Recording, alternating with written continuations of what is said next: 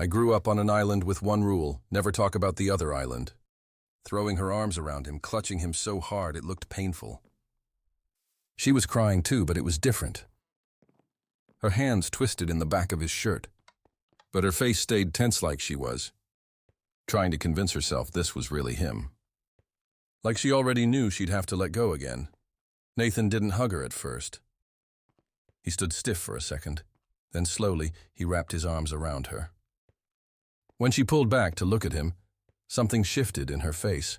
Her hands stayed on his shoulders, but her fingers had gone stiff. Her eyes scanned him like she didn't recognize what she was holding. Nathan smiled. "You're holding me like I died." His voice was almost playful. Almost, he let out a small laugh, quiet. Thin, like he wasn't sure if the joke had landed. It was too practiced. It started too fast and ended too late, hanging in the air like it didn't know when to stop. His smile stayed in place, but it didn't settle right. The corners of his mouth began to pull down instead of up. At first it looked like a twitch. Then it kept going, bending further, stretching the muscles in his face into that same strained expression we'd seen on her. A smile that was trying to mimic joy, but failing at the geometry of it. His eyes didn't match it. They looked heavy, glassy, and full of something that didn't belong in a smile. Regret, maybe, or grief. He wasn't afraid, just resigned.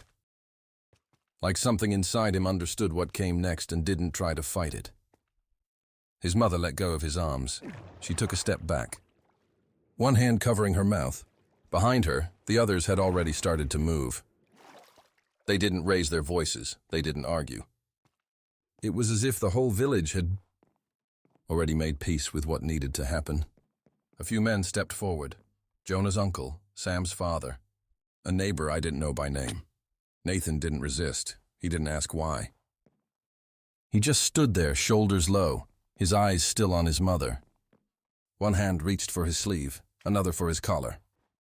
They escorted him to the sea like they'd done it before. No ceremony, no shouting. Just the sound of the tide and the low murmur of footsteps on wet sand. They held him under until the waves stopped moving around them. And then they let him go. I still wonder if the real Nathan died in that house, or if we left him there alive, watching us walk away. Sometimes I think what came back with us wasn't pretending. I think it believed it was him. We begged our parents to send someone back.